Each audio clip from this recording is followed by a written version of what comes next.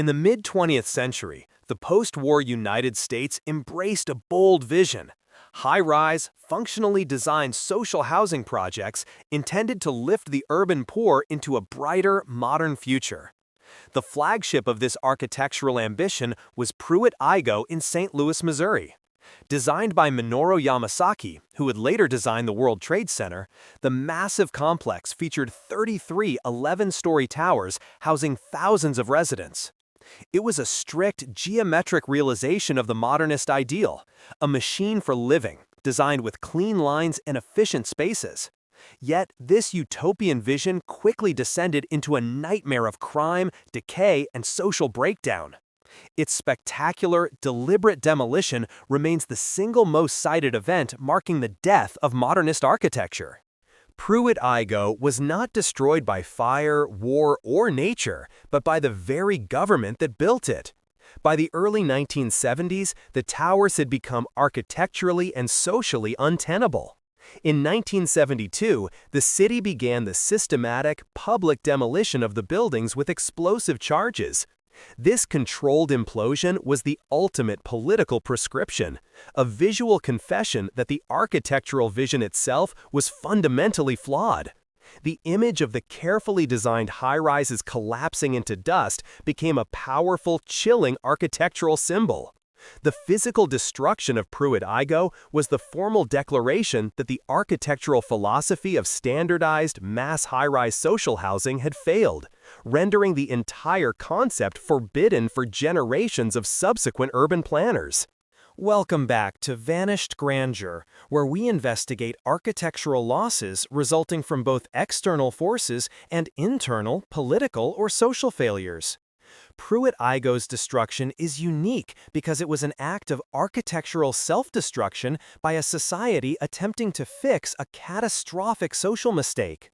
The original design, completed in 1956, was hailed as a triumph, featuring the skip-stop elevator system. Elevators stopped only on every third floor, encouraging residents to use the communal stairwells and gallery walkways. This feature, intended to foster a sense of community and architectural efficiency, ironically became one of the design's greatest flaws, creating unsupervised high-crime areas. Minoru Yamasaki's design was heavily influenced by the tenets of European modernism, particularly the belief that clean, efficient architecture could solve social ills. The standardization and repetition of the apartment units were central to this utopian, efficiency-driven philosophy. Crucially, the complex was designed with integrated services, including laundry facilities and community spaces on the ground floor.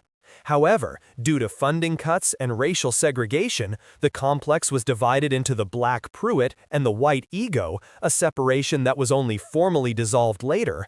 Many promised features, like the playgrounds and internal services, were either never fully realized or poorly maintained.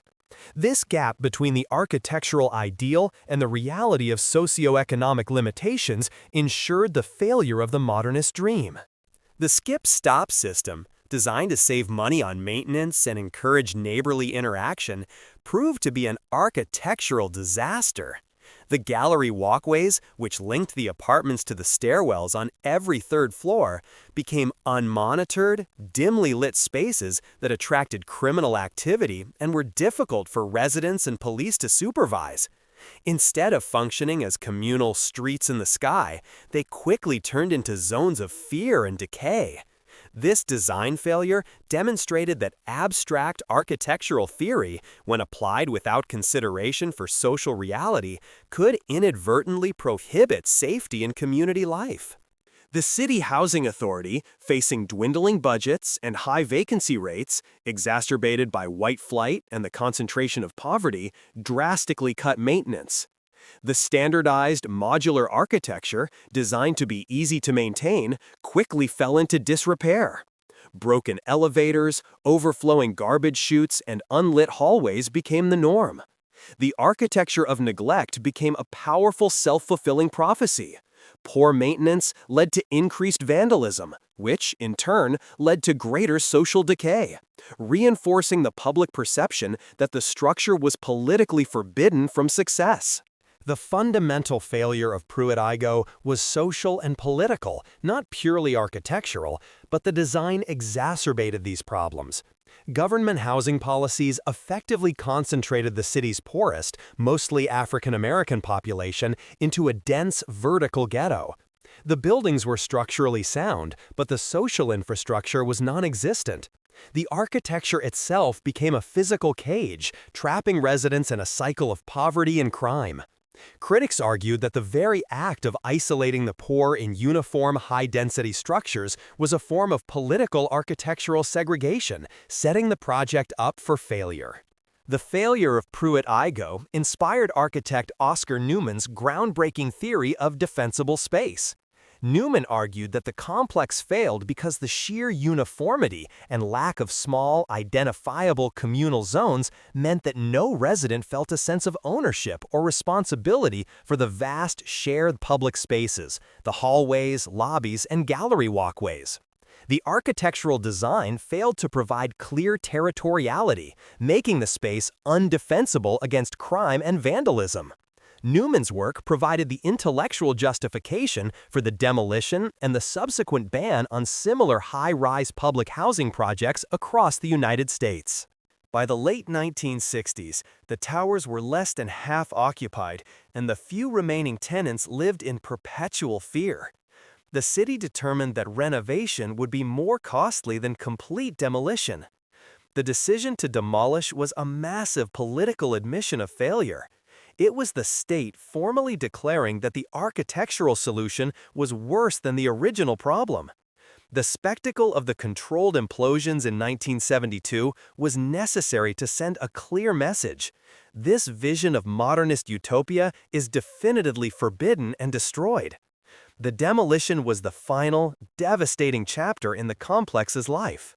The process of demolition was executed with precision. Engineers used carefully placed explosive charges to sever the vertical load-bearing elements, causing the uniform 11-story towers to collapse into their own footprint.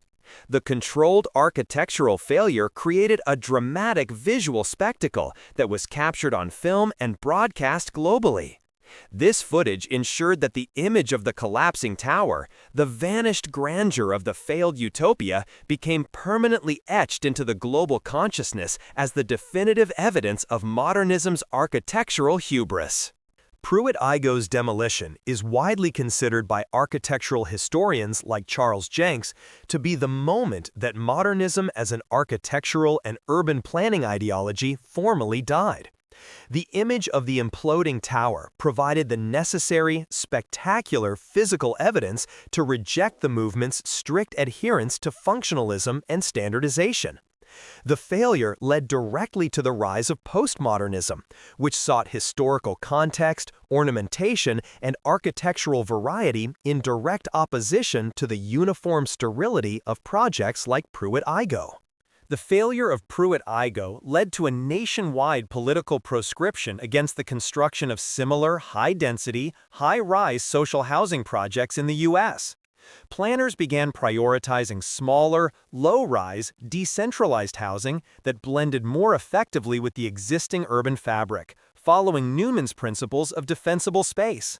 The memory of the St. Louis towers effectively banned the repetition of the centralized, vertical, isolated housing complex as a viable architectural solution for poverty.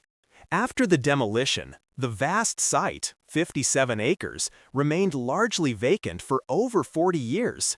The land, once the center of a monumental architectural vision, became an overgrown, empty field, a giant green architectural void in the urban landscape. The physical absence of the buildings serves as a permanent memorial to their failure, a lingering scar of the disastrous experiment. The sheer size of the abandoned land underscores the scale of the original failed architectural ambition. The tragedy is compounded by the architect, Minoru Yamasaki. His career was marked by two monumental, yet tragically lost complexes: Pruitt-Igoe, destroyed by internal social decay and political decision in 1972, and the World Trade Center in New York, destroyed by terrorism in 2001. Yamasaki dedicated his life to creating structures of monumental scale, only to see two of his most significant creations meet spectacular, decisive destruction, making him a central figure in the history of vanished architectural grandeur. In recent years, parts of the Pruitt-Igoe site have been slowly redeveloped, primarily with low-density, mixed-income housing that follows the architectural principles learned from the disaster. This slow, deliberate rebuilding process is an attempt to finally lift the architectural and social ban on the land, using architecture that promotes integration, human scale, and community ownership, in stark contrast to the isolationist verticality of the original design. Pruitt-Igoe is not only a historical relic, but remains a mandatory case study in architecture, sociology, and urban planning schools worldwide. Its failure is a lesson in the limits of architectural determinism, the belief that buildings alone can fix social problems. The complex's enduring legacy is its role as the definitive negative example, a structure whose existence and subsequent destruction fundamentally changed how cities approach public space and social housing. Pruitt-Igoe was a dramatic, total failure of a utopian architectural ideal, compounded by political neglect and racial segregation. The decision to demolish the complex was the ultimate political prescription of the modernist vision, an admission that the architecture was socially detrimental. The structure was destroyed not because it was old, but because it had become a physical symbol of concentrated misery and failed government policy, rendering its continued existence an unbearable architectural and moral liability. The collapse of Pruitt-Igoe highlighted the danger of strict adherence to architectural standardization and uniformity, especially in social contexts. The vanished grandeur of the towers demonstrated that efficient and functional does not equate to livable or humane. The demolition remains an indelible scar on the history of urban planning, a visual warning against the imposition of abstract architectural forms onto complex human communities.